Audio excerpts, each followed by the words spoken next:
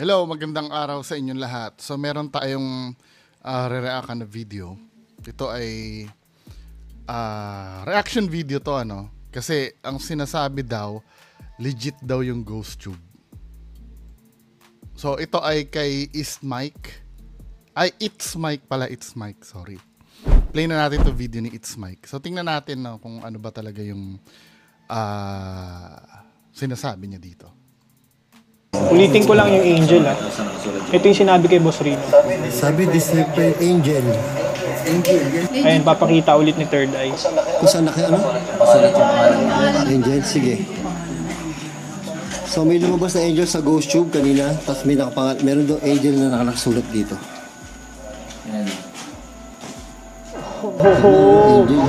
Angel in my life. Creepy. Gago, legit yung Ghost Tube. So yun.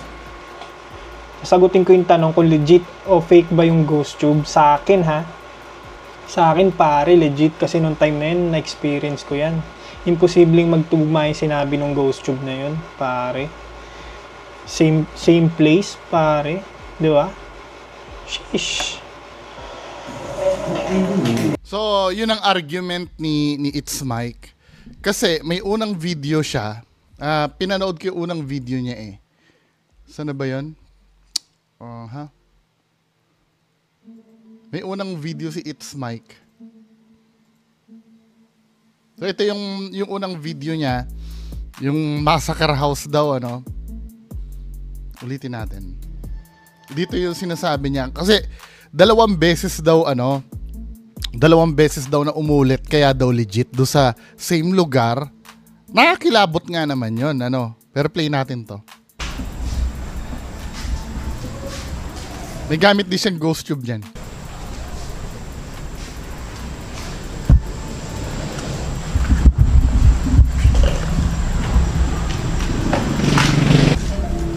Ay, ano to? May nagpa-upload dito. Angel to. Ayun. Angel. Saan? Ayun o. May Ito nga, Angel no? in my life. Angel nga no. Gagi. Niece, pamangkin. Pamangkin niya yun. Angel.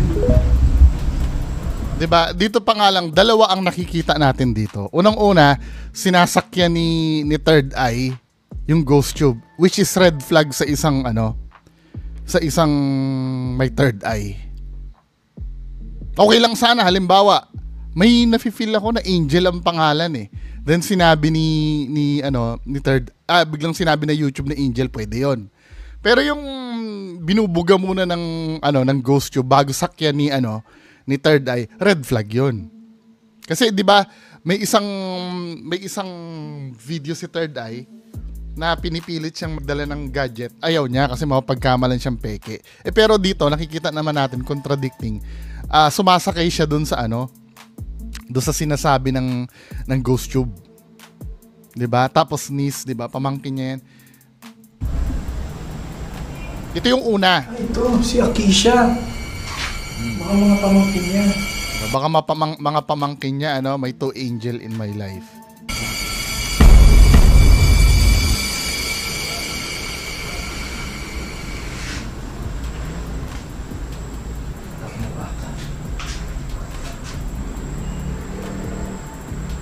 Sinakyan din ni Third Eye yun dahil nga sinabi ng ghost tube niece.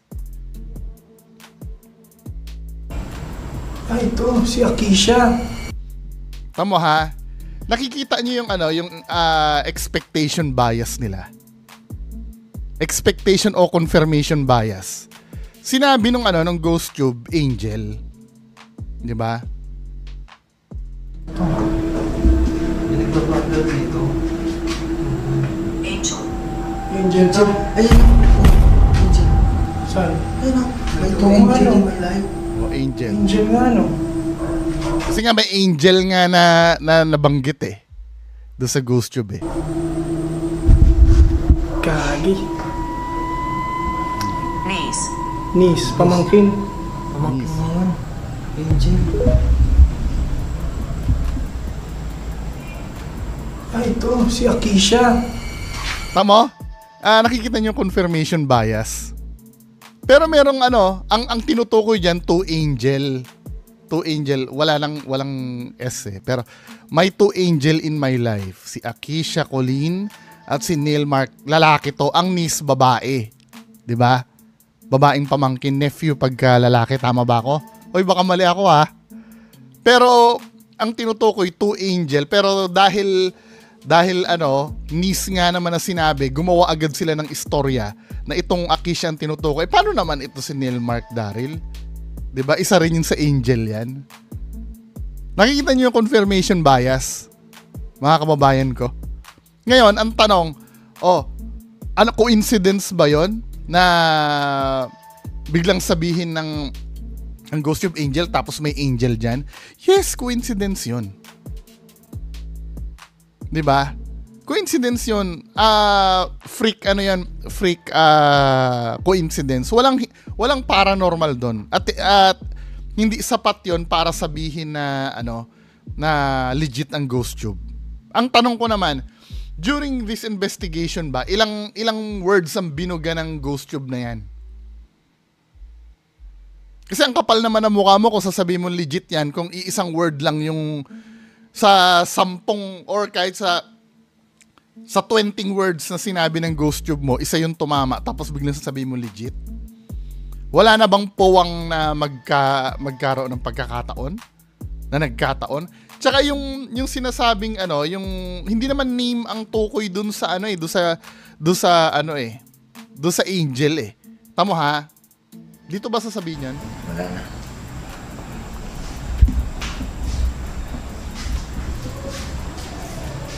Ulitin natin.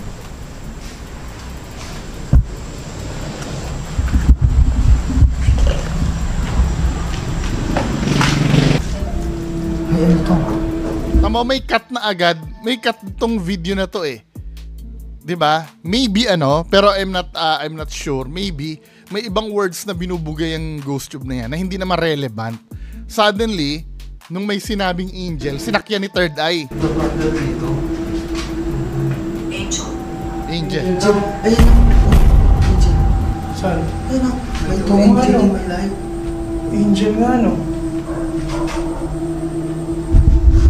Gagi. For me, coincidence yun eh. Tsaka wala namang big deal doon sa angel eh. Ang pagkakagamit doon sa angel, parang dinidescribe lang yung dalawang pangalan na nakasulat doon. May two angel in my life nakalagay, di ba? Niece, pamangkin. Pamangkin niya yun. Di ba? Ito naman si Third Eye, sinakyan niya naman. Pamangkin niya yon. Sumasakay siya sa GhostTube eh. Tapos sasabihin mo legit yan si Third Eye, man? Ano ba? Common sense. Ngayon, ang tanong naman, kung hindi legit yan, bakit kay Boss Rino? Panoorin natin yung kay Boss Rino. Bakit nagsalita din ng angel kay Boss Rino? Di ba? Tahimik yung GhostTube dito, himala. Hindi ko alam kung bakit. Baka pag... Gumagamit din ng Wala pa po, GhostTube. hanggang kanina. Gumagamit din ng GhostTube si Boss Rino. Diba? Parang 2 minutes mo. Wala pa sinasabi, boy. Ito yung bahay. Nahihilo ko. Ba't nahihilo ko? Alam mo yung nahihilo ka, aapak kang gano'n, tapos parang yung hakbang mo wala sa balance. Uy, aras tayo. Diba? Diba? Ano yung sinasabi ng GhostTube? He won't leave. Sinasabi ng GhostTube, he won't leave. Pero hindi nila pinapansin yung sinasabi. Oo, parang paghabang mo, parang hindi mo dapat na... Gogo, nakakaba dito, ibang klase. Wala pa nakapasok dito, tayo pa lang. Wala pa. Nakapasok pa lang dito tayo. Ayun sila. Ano yung pangalawang sinabi ng GhostTube? Isang vlog na. Hindi transparent yung araw ni Boss Rino eh. Grabe. Yung bahay na dito. Hindi natunog yung Leash. GhostTube. Boy, himala, hindi nagsasalita yung GhostTube. Baka Nagsasalita, leash ang sinabi, Boss Rino. Hindi mo lang pinapansin. Anong kinalaman nung leash na yung pangalawang word na ha? hindi natunog yung GhostTube. Boy, himala, hindi nagsasalita yung GhostTube. Nagsasalita, Boss Rino, leash ang sinabi. Leash. Kanina pa to. Ay, Baka naka-off lang yung yung word na nagsasalita. sabi niya, disrespectful daw, boy. Disrespectful. Wala silang ma-made up na istorya doon sa binubuga ng ng ghost tube. Ayun yung kwarto yung bahay. Sabi disrepair Angel. O Angel. Yan din yung sinabi sa amin mo dito. Angel? Oo. Pangalan kasi ng bata yun. Yung anak niya. O sabi ni Third Eye, pangalan daw ng bata. Tingnan mo kung paano kasinungaling tong Third Eye na to. Pangalan daw nung bata yung Angel. Wala talagang Third Eye to, niluloko lang kayo nito eh. Paano naging pangalan ng bata? Nakita ba kung gaano ituturo niya? Oo, Angel. Ano no? Pangalan ng anak. Uy, sabi dito Angel. Hindi nagsasalita pero nagsusulat lang. Pero ayaw niya Hindi magsalita. ako nagsisinungaling kasi dinideliveran ko dati ito ng Cage. tubig. Nagsisinungaling ka. Sabi mo, pangalan ng bata yung Angel. Kilala ko yung mga bata dito, yung nabubuhay pa. Ay, may kikilabutan ako. Sinungaling talaga to, pangalan daw ng bata yung Angel. Cage. Angel talaga pangalan ng bata dito. Cage daw boy, Cage. Pero Angel ang pangalan ng bata. Yung pumalo dun. Oh, okay. Pakita mo. Pakita mo, doon sa may Ganito yung yapag niya, ganito yung yapag niya. Hoy. Ay boy. Labas doon sa ghost. Yung ghost tube may nilalabas siyang salita pero hindi siya nagbo-voice. Ngayon lang nangyari yun. Ngayon lang nag-error to ng ganito, na ganun yung error. Lumalabas yung word, word. Lumalabas yung word pero hindi nagsasalita. Lumalabas yung words. Oo, pero hindi nagsasalita. Walang sounds. Na-off kasi yan eh. nangyari yan? Oh, ngayon lang nangyari talaga yan. Kaya Boss Rino na, binibigyan pa ng kawal. Check nyo sana, ni-reset nyo sana yung ghost. nakabahan ako eh. Or baka yung volume ng cellphone mo mababa. Trixie, okay ka lang? Narinig mo yan. Yung Angel. Asin nahihilo talaga. Parang Ikaw boss, hindi ka kakayanin ng hindi ka kakayanin ng pagpasok. Parang malambot yung apak mo. kaya nga, para malambot, di naman siya Oo. malambot, di ba? Tapos parang medyo may hilo talaga, may hilo eh. Nakasilip sa atin sa Ikaw, atin yung marami bata. ka naririnig. mo rin yun, Sa second floor talaga. Ano boy? Yung bata nakasilip sa atin sa hagdan. Nandyan siya. Ngayon, may nakasilip daw dito sa akin. Ayan o. Nakagalito siya. Alam mo yung pagitan ng bato na yan? Nakaganon siya. Oh shit. Upo kayo susunod. Oo, nag-ano lang kami. Boy, anong pakiramdam mo dito? Ikaw ba, ito pinakamatapang eh. Anong pakiramdam mo dito? Masaya. Hindi, Masaya? Hindi, parang iba yung feeling ngayon eh. Ba't nagtataka nga ako, bakit sila? Masaya. Forward na natin doon sa may Angel. Talaga? O pwedeng sila lang yung target ng mga entity, ganun, o ramdam. Pero narinig ko kanina yung activity na parang may naglakad, humahakbang. Oo, kanina. Disrepair Angel. Tama ha. Gusto makita ko saan nakasulat yung angel dito. Sabi disrepair Angel. Legit yun. So ni-replay niya kanina ni-replay niya lang. Hindi naman binuga uli ng Ghost Tube yung Angel. Kung saan Nakasulat yung pangalan ng bata. Angel, sige. Improving tayo third eye nakagimbal na. So may lumabas na angel sa ghost tube kanina, tapos meron doon angel na nakasulat dito. Ayan. Dito pa nga lang sablay na si third eye eh. Halatang hindi niya naiintindihan yung sinasabi niya. Hindi naman pangalan niya Angel na yan eh. May two angel in my life. May two angel, dinidescribe niya yung dalawang bata. Pero hindi Angel ang pangalan, ano ba? Dito pa nga lang peking-peke na tong third eye nyo eh. Hindi, kontrahin nyo ako. Pangalan ba ang pagtukoy sa Angel dyan? Sa sentence na yan? May two angel in my life? Pangalan ba yung angel? Hindi. Di ba? Dinidescribe lang yung yung dalawang bata do sa baba. May two angel in my life. Gago, legit yung ghost tube. No, hindi. Ngayon, ang tanong nyo, bakit ganon? Same lugar, same word ang binuga. 'Di ba? Kasi 'yun ang argument ni It's anong name no ni Sir? 'Yun ang argument ni It's Mike. Bakit daw same lugar, same word yung binuga? 'Di ba? Hindi katakataka yun dahil kasi ang ghost tube, ito papakita ko sa inyo ha. Bago mag-start ang ghost tube, lalo na pag free yung application na sinasabi mo, Meron ditong 350 words na loaded. Saan na ba yun? Wait lang ah. Nakita ko dito yun eh.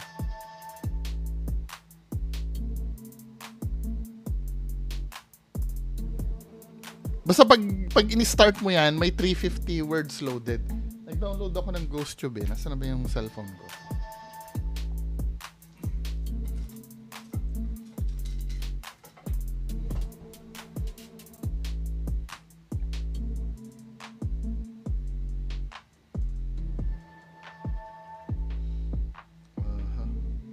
GhostTube ano? Nakabukas na pala yung GhostTube ko. Ano ba yung mga features ng GhostTube na yun? I-screenshot ko to. Ipapakita ko sa inyo. Tapos i-start ko ulit yung GhostTube. Para makita nyo. 500 words loaded. Nakalagay. Nakalagay nyo ha. Kailangan makikita nyo eh. 500, hindi pala 350, sorry. 500. Nakalagay ba? 500 words loaded. Malabo ano. You know, 500 words loaded tong ano. I-on ko lang tong GhostTube na to ha. Ibig sabihin 500 words lang yun nandoon sa GhostTube. Pauulit-ulitin niya yan. Yung 500 words na yan. Pauulit-ulitin niya yung ano. Ito, meron nga biglang pumasok sa akin sad eh. O ano yung sad dito? Malungkot ako? Malungkot yung espiritu na ano. Ngayon o, 500 words loaded. Nakikita nyo ba? Hindi siya pwede screenshot eh. You know, can take due to restriction. Pero ibig sabihin, yung 500 words na loaded, uulit-ulitin niya lang 'yan. Nagkataon lang na naulit yung word na 'yon nung si Boss Rino nandun. Mami-make sure nyo ba yung mga words na binubuga ng GhostTube na 'yan hindi umuulit? Hindi umuulit 'yan. Baka mamaya yung angel na yan, nag-appear na rin yan sa ibang explorations nyo. Diba? Pero dahil meron kayong gustong palabasin, hindi ko naman sinasabing sinasadya nyo, ano? Dahil may gusto kayong pag-focusin na isang bagay, nabibigyan nyo ng meaning eh. Nabibigyan nyo ng meaning eh. Katulad now, at susubukan ko tong GhostTube, no? Titingnan natin. Kunyari, magtatanong ako. Di ba? Yung kaluluwa na nasa tabi ko, ano ba ang gusto mong sabihin? Listening, nakalagay. Ano ba yung may sound nito? In-off ko yung sound eh. Hintay tayo ng ng sasabihin ng GhostTube. Di ba, men? Ano lang, 500 words yun na paulit-ulit. Yung sad na word na yun, ilang beses na bang tumutunog yun? Meron ngang pumasok dito, an. O ano yung an na yun? Pangalan ng may an ba dito? Di ba? Nasa sayo na lang yan kung gagawa mo ng istorya yung word na binubuga ng GhostTube. Paano yung mga words na nag-appear bago pa mag-appear yung angel na yun? Yung leash. Di ba? Nakita naman natin. O, paano mo gagamitin yung leash ngayon dun sa exploration nyo? Confirmation bias ang nangyayari. 'Di ba? Pagka ang isang bagay ay may kahulugan, yun na yung magiging focus nyo. Paano naman yung 10 words na binuga na walang kahulugan? 'Di ba, men? Tingnan natin yung mga logs ha. 2 word pa lang yung pumapasok sa akin eh.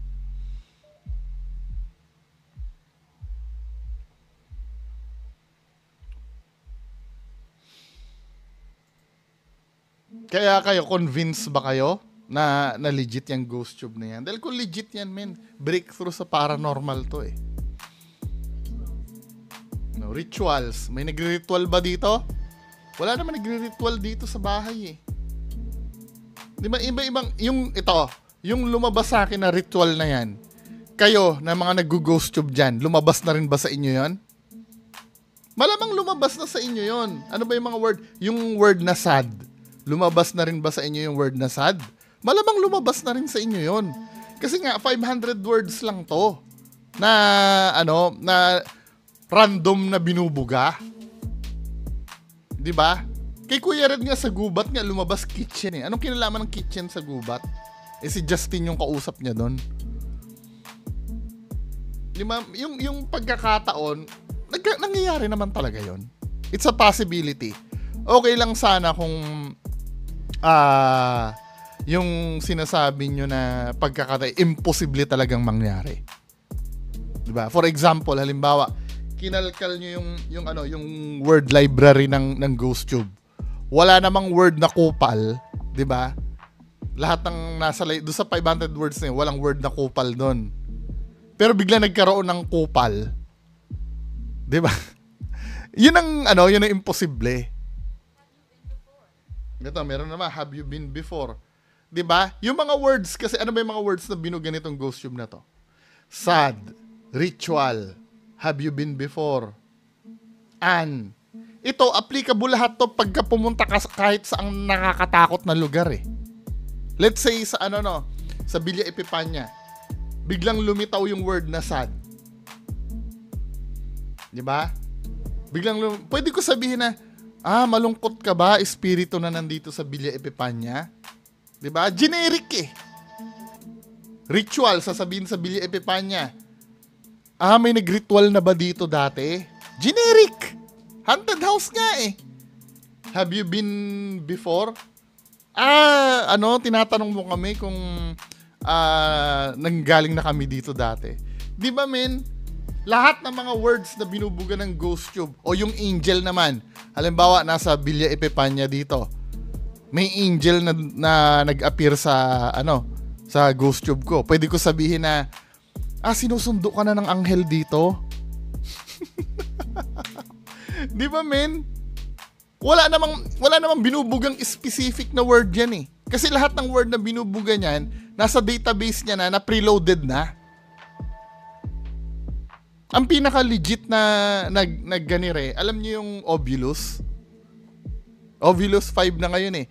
Yun, hindi word ang hindi word ang load nun. Ang load naman nun, mga phonetic sounds. Yung a, e, i, o, u, ba, baby, bobo. At yung di umano yung ghost na yung magmamanipulate nun para makabuo ng word. Mga phonetic sounds naman ang laman nun. Yun ang ini-imitate na itong GhostTube. Diba? Kaya, random random words na binubuga lang ng application. Maybe nakakagilalas, biglang nagsabi siya na related dun sa lugar. Maybe. Nakakabaliw nga naman yun. Pero ang tanong doon, imposible bang mangyari na may sabihin siyang word na related doon sa lugar? Posible pa rin. Kasi nga random words yung lumalabas. Diba? Hindi mo pwede sabihin na legit ang GhostTube.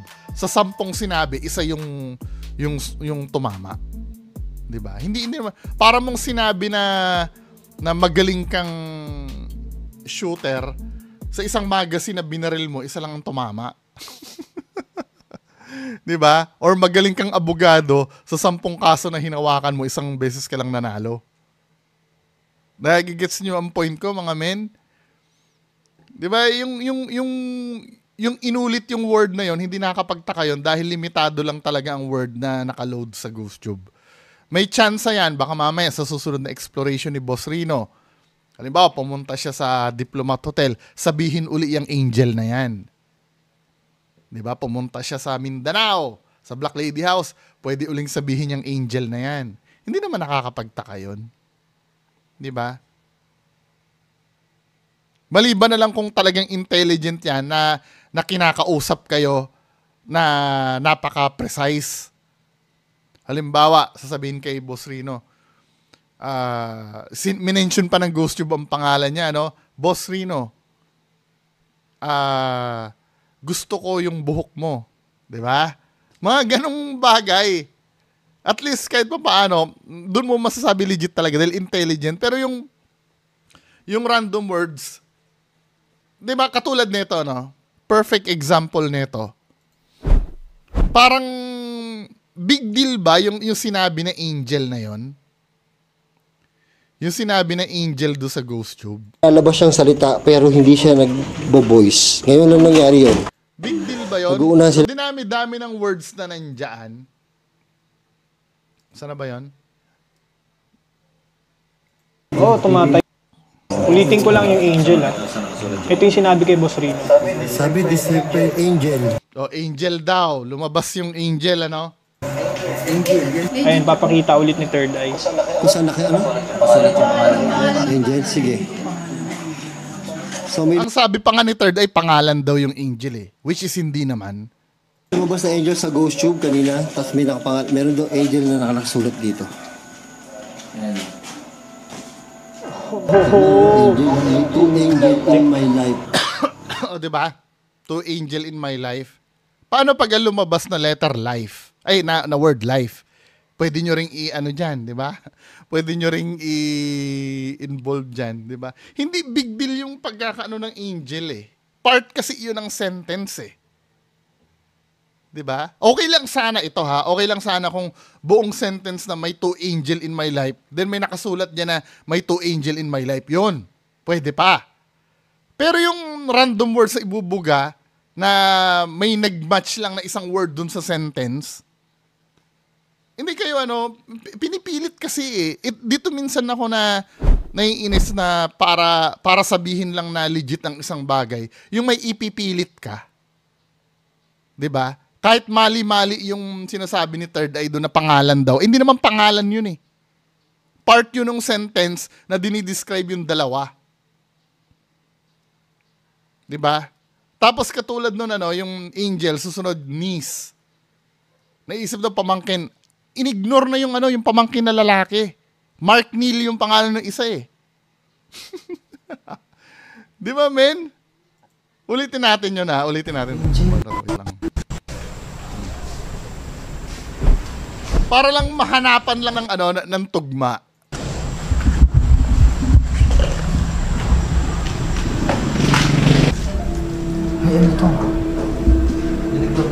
Tsaka tandaan mo ha. Ito, pagbibigyan ko pa. Kung yung angel ni Boss Rino, dyan din nangyari dyan sa floor na yan. 'Di ba? Pagka dyan din, hindi, sa ibang lugar nangyari yung angel. Ang ginawa nila, nung na-mention ni angel, inakyat nila para lang makita yung angel na yan. Angel daw. Ayun. Angel. Saan? Ayun o. May two angel in my life. To angel in Angel nga, no? I'm so sure, pagka lumabas naman sa Ghost Tube yan, to, kukunin nyo na naman yung word na to na yan, no? Di ba? Gagi.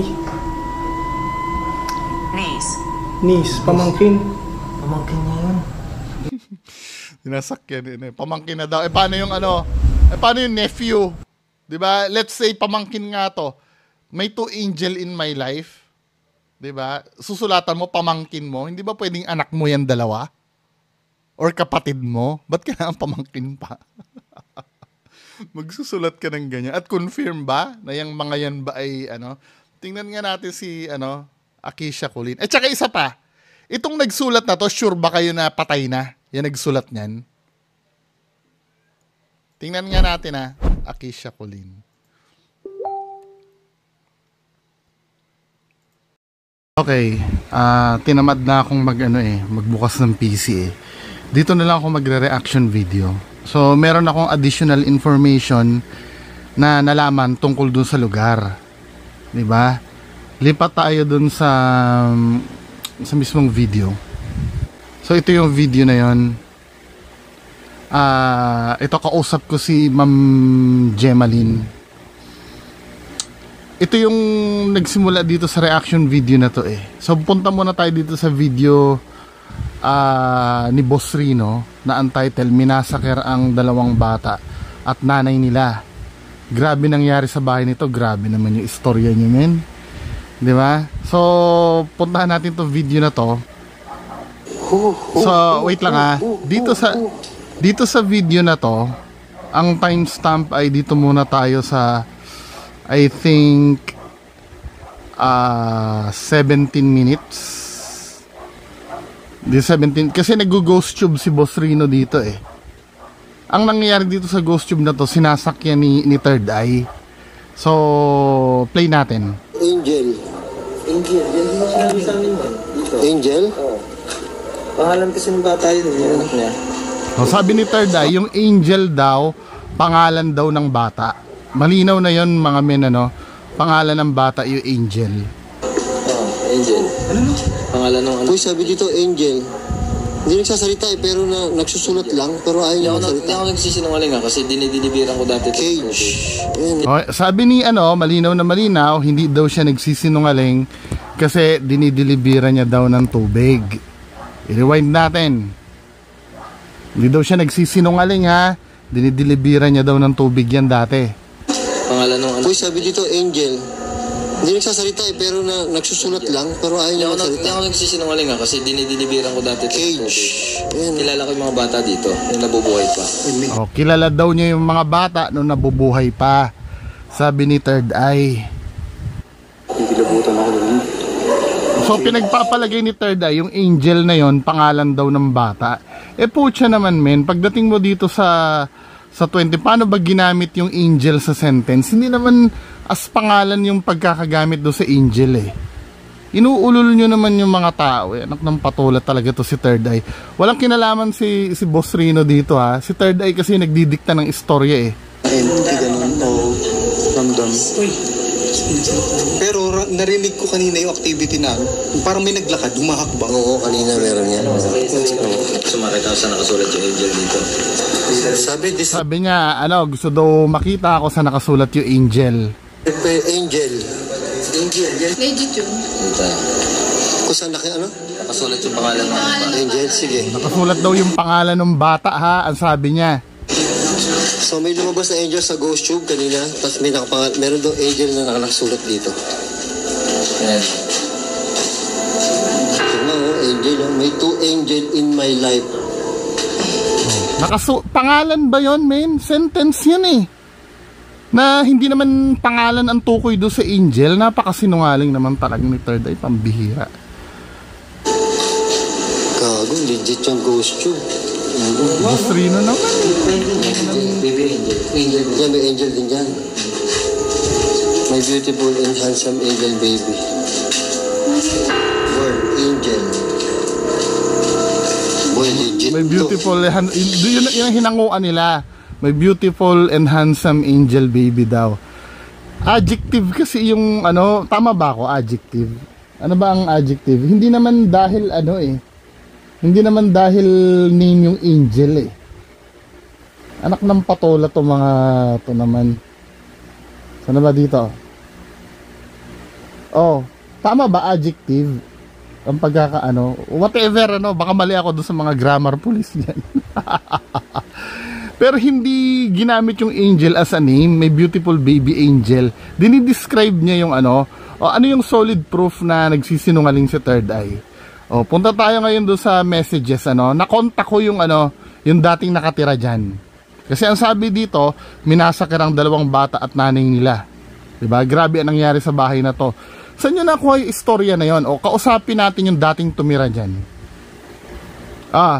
Ito si Ma'am Gemaline Galvez. 'Di ba? Ano kaya ni Kuya Red to? Gemaline Galvez, siya to.